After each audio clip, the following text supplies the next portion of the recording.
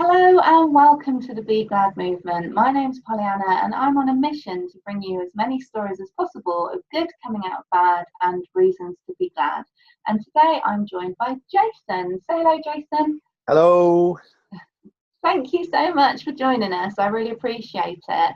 I'm going to just get out of the way, hand over to you and let you tell your story. Yeah, no worries. It's quite a funny one, isn't it? Because when people want to understand about your life, it should be the easiest question to answer.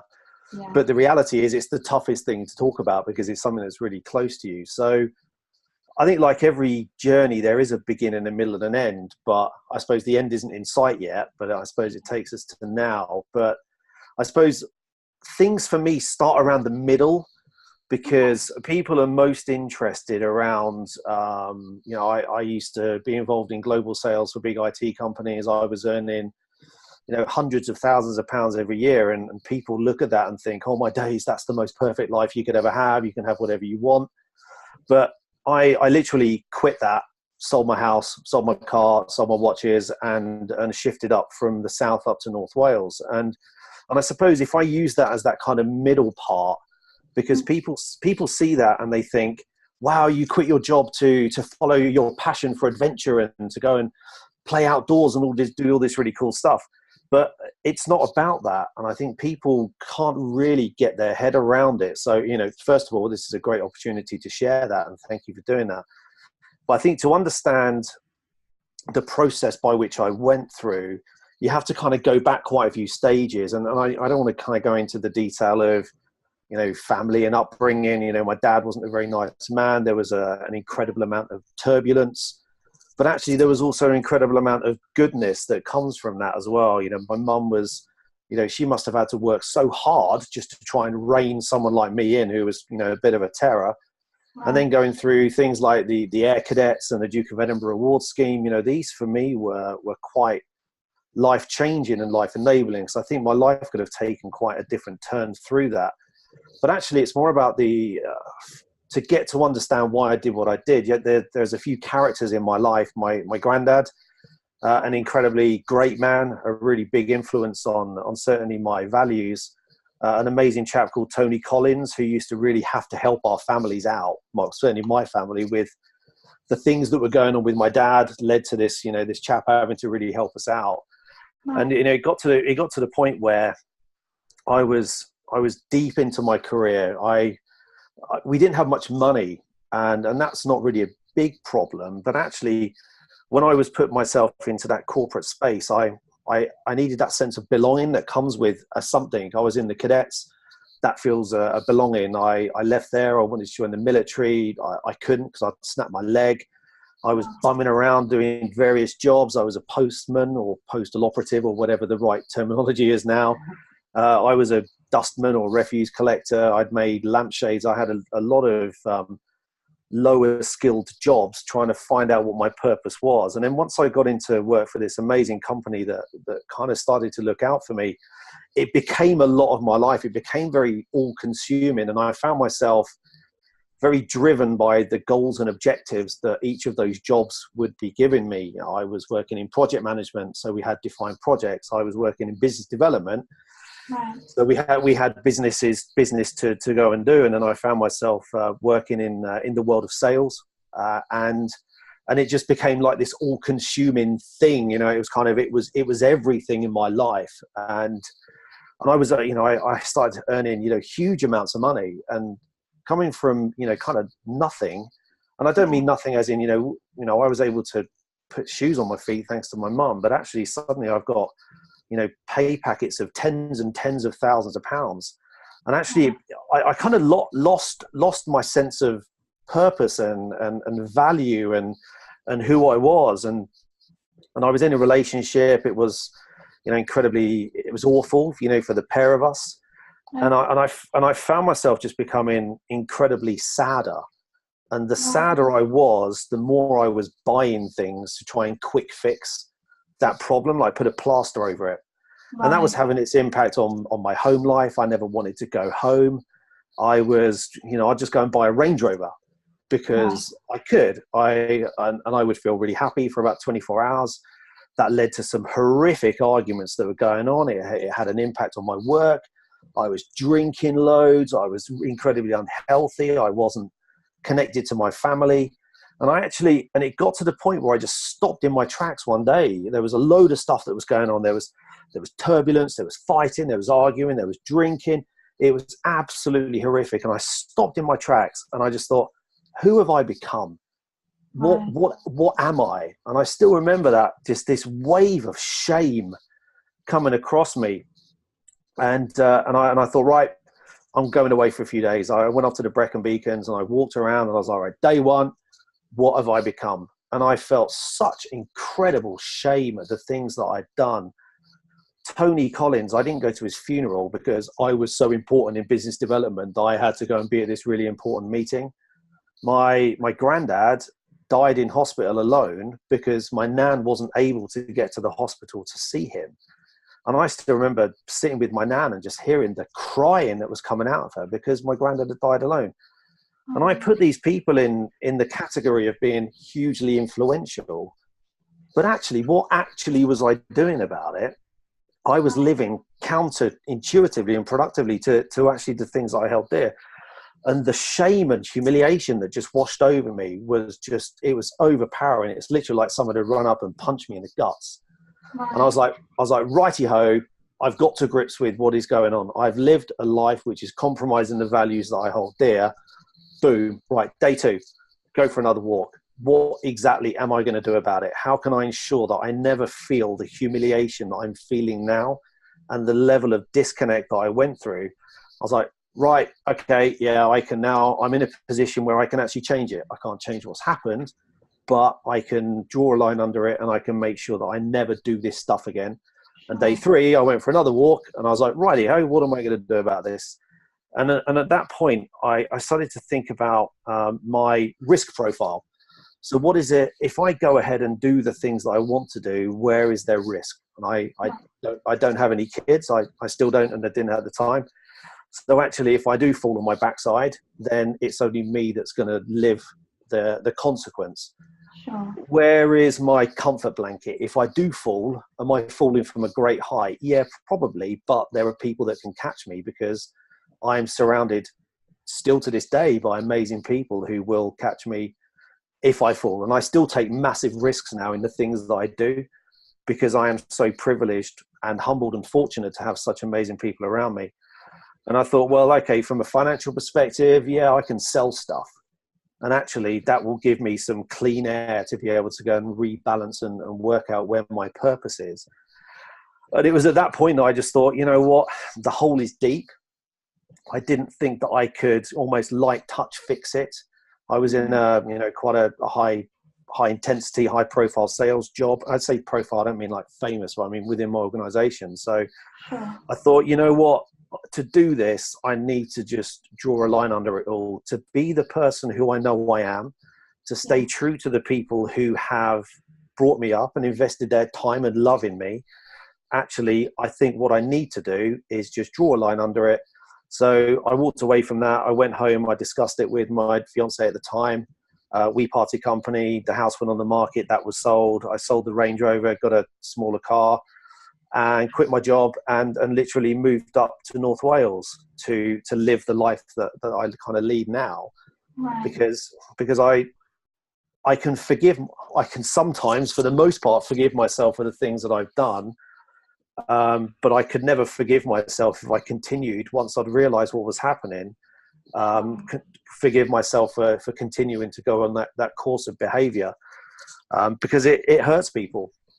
Yeah. And that's the thing that breaks my heart the most, is that there are people who love and loved me who are not getting the same back in return because of my poor focus and effort. And I see that as a chapter in my life, right? I did some pretty cool stuff. I did some pretty amazing things, but at the end of the day, I became someone who I'm not, and it turned all the money in the world and all the things in the world won't make you happy if you're not living the values that you've either been brought up with or that you hold dear. Yeah. So that's, people look at my life and think, wow, you've done it to pursue adventure. And I say, well, no, it's not. I did it to take more personal responsibility for that person that I am. It happens to be that I love adventure. I love the outdoors, but actually I love more than anything helping people to achieve and to aspire. And that's what it comes down to. What I love, helping people. I love living the person that I am and staying true to those values. Truer, let me just say, you know, I'm not perfect in any way, shape or form, Sure. but living a truer life to that person that I was brought up to be, and the people that I hold dear, to think if they're up there looking down, that they would be proud of the things that I do, because I'm pretty damn sure that some of the things that I've done, they wouldn't be. And, Right. and at times I wish they were here just to give me that little tap on the shoulder and just go, right, listen up, sunshine. Because, you know, I can be incredibly isolated just because of the things that I went through as a kid. I find it easier to kind of step backwards, figure it all out myself, and then march forwards. Right. But unfortunately, sometimes that direction's been a bit off kilter. Yeah. Because, oh, sorry, Karen. I was going to say, it sounds to me like you were incredibly focused, but focused in the wrong direction. You got on that hamster wheel and were busy with work, and life was happening around you. And because you were so focused in the wrong direction, unfortunately, that took you, you know, to a place where you were unhappy. But what's interesting to me is the whole stepping back side of things, because I think society in general is so busy all the time, thinking that we need the latest gadget and the latest this, that, and the other to verify our existence, to verify our worth, that actually those core values get lost along the way. So very much so.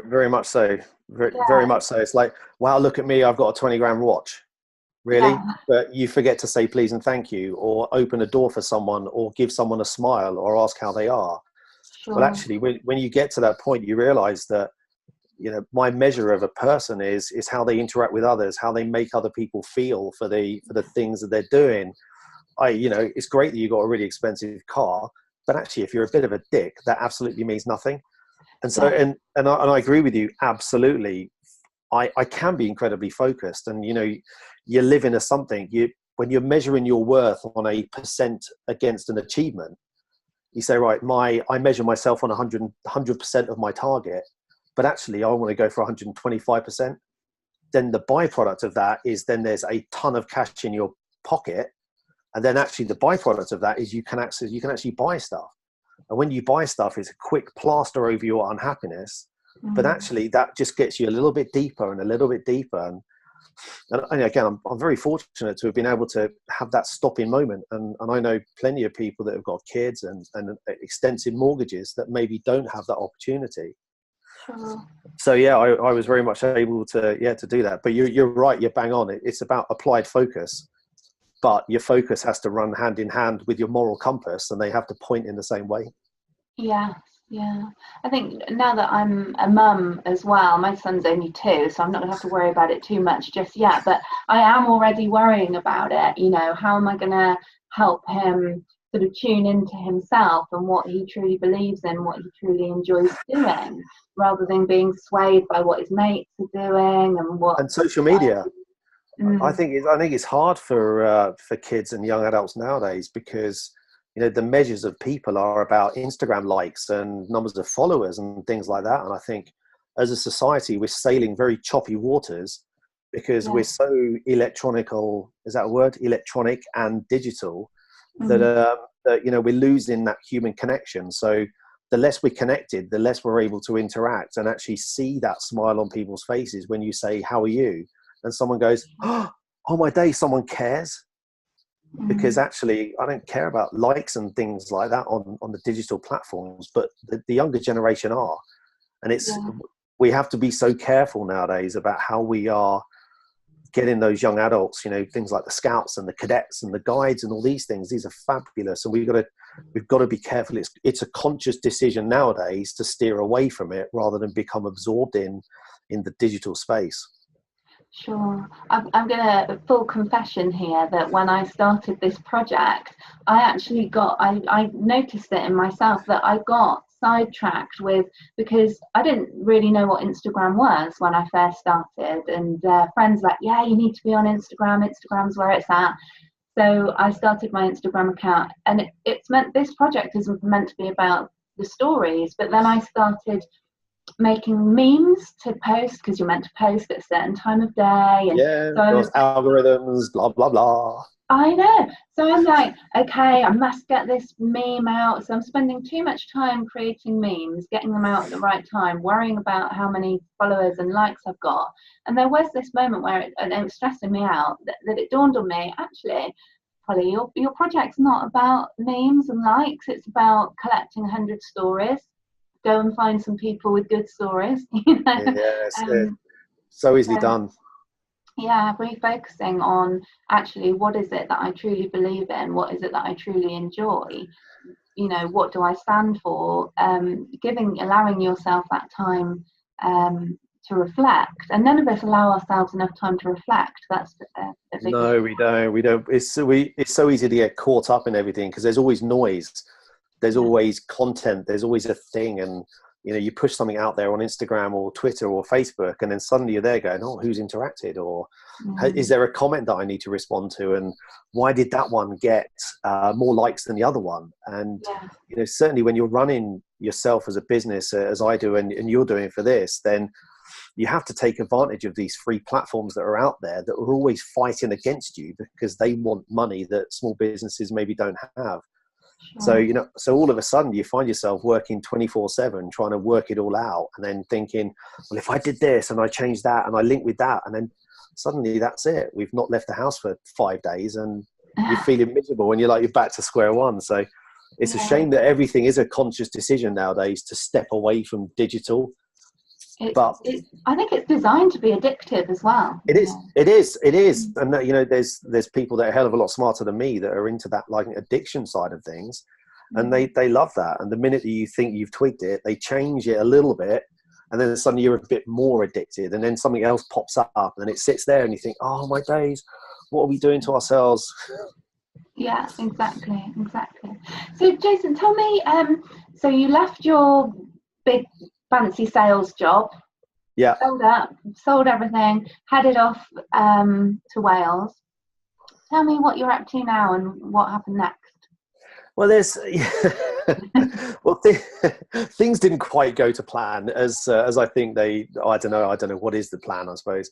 I was conscious that I wanted to take some time out to rebalance. And I thought that would take about a year. Right. I thought I could just go and, you know, I went to the Alps, I went to the Arctic Circle, I went and played. And again, I was very fortunate to have a little bit of cash behind me to be able to do that. But in that time, it was about where do I want to do the right thing with my time? You know, I have to earn a wage, and I don't think there's anything wrong with that. And I want to be okay with earning not what I was before, but being okay, because I'm still a businessman and I'm in the outdoors. I'm not inherently an outdoorsy person trying to run a business. But I also think that if I'm doing okay, then I can go to the local coffee shop and I can support that economy. I can, you know, do nicer things for people's birthdays. I can still go away on trips and feed my desire to go and do things. But so I started up an outdoors business. I started to branch into some leadership work. But unfortunately, I managed to snap my wrist really badly climbing about a year after that year, so 2 years in. So I had to have a complete reconstruction of the inside of my wrist. So they've had to like drill through the bones and open me up here and here, and that really took its toll on me, because the idea of being this outdoorsy businessman, suddenly it was taken away from me because I couldn't climb, I couldn't mountain bike. Running was out because of the pressure that was on my wrist through the running and the blood circulation through it. So that took 2 years really to heal, 2.5 years. So it's only really just been signed off.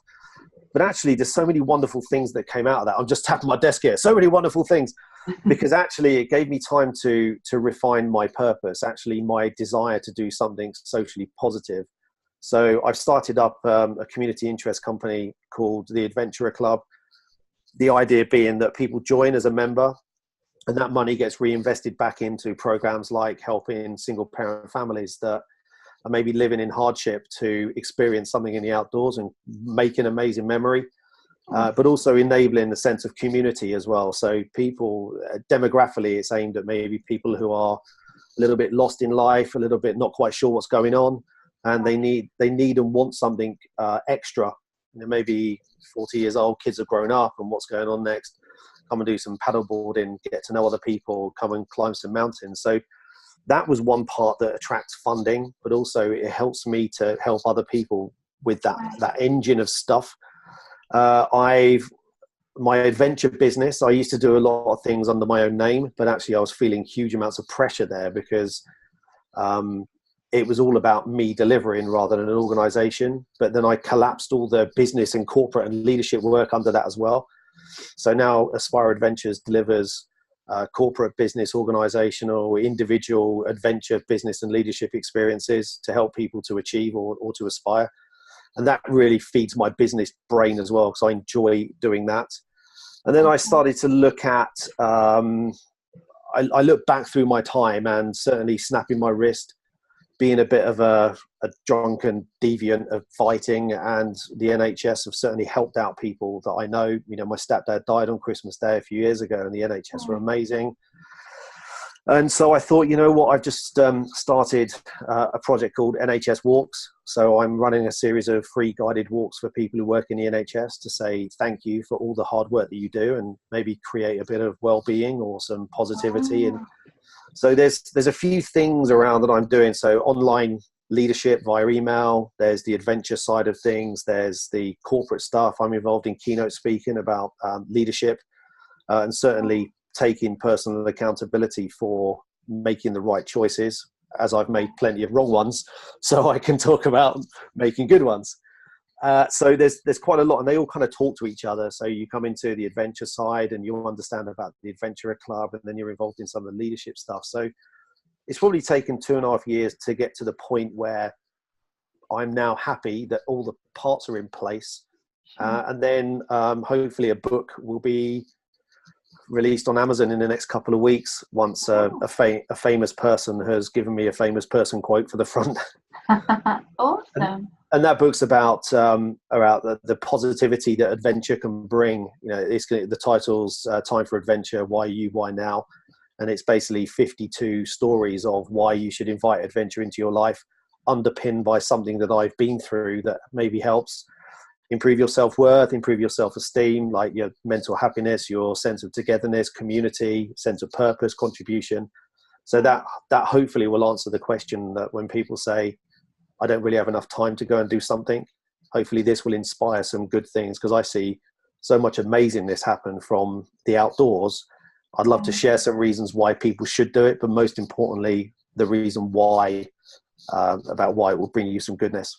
Yeah, and that it's so many people, I'm guilty of saying it myself a lot of time, I don't have time. I think if you really do want to do something, you'll find the time, and it's about choice. Absolutely. Yeah, it is about choices, but and unless you have a level of understanding about what those choices are, and most importantly what it will bring to you, then how are you going to know? It's that whole thing of, you don't know what you don't know until you know. Sure. Yeah, exactly. And trying something new is so important. And I mean, you've talked about giving back, and I love the NHS walks idea. That's really, really cool. But I find personally that volunteering work gives so much back to me. It almost very much feels so. like I'm not doing it to necessarily be a good person. I'm doing it because I actually gain a lot from it myself as well. It is unequivocal that we've got all these needs as human beings, and you've got the Maslow hierarchy of needs and all this kind of Tony Robbins talks about all these things. Well, actually, one of our needs is to give to something bigger than ourselves. We need heat and power, we need food and water, we need Wi-Fi or whatever the latest ones are. But actually, when you give back to something that's bigger than yourself, you do feel an amazing sense of satisfaction. So it feels selfish because you feel great for it. But actually, just think of all those, the listening stuff you're doing with the Samaritans. That's saving a life. That's giving someone the opportunity to be heard that could stop them from throwing themselves off a bridge. What the greatest privilege ever. And you're sat here saying it feels selfish to do that. because Yeah. it does feel amazing. More people should be out there doing volunteering-y type things because you do feel amazing for it. Yeah, I think maybe it's just because it's misunderstood that I think until you felt that experience of, Possibly. yeah, because you think, oh, volunteer work, it's about me giving something up to be able to help someone else. And until you've done it and you realise that it's not about you giving, you're I giving agree. it some time maybe, but essentially you're gaining a lot from it. I agree. I agree. I've just qualified as a community first responder for Welsh Ambulance because, Awesome. and it's for exactly that same reason. Because if I'm just sat there smashing in a box series on Netflix, but yet someone a couple of miles from me is perhaps having the worst day of their life, then why would I not want to go and help them out? Because Sure. I'll feel amazing for it. And actually, when you're giving into and I'm not some kind of like spiritual hippie or anything like this, but actually when you're giving into life, you're giving to life, just amazing how many wonderful things happen as well. Yeah. Even if it's just someone walks past you and says, hi, good morning, how's your day? You go, you know what? This is a better place just for doing that. So Yeah. more of us need to be out there giving into this universe of stuff. And that's where it all starts. Just go and volunteer for something. Why not? Totally. Yeah. I'm definitely hearing you on that aspect. Definitely. Oh, yeah. So, is there anything? I mean, what have we missed? Is there anything else you want to tell me about?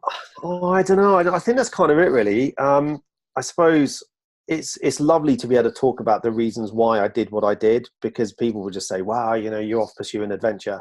Well, it's not actually. It's about taking accountability for me, my happiness, my values. And if I'm not happy, then how can anybody else be happy? If I'm not happy in my own skin, not that I think I will ever be always there.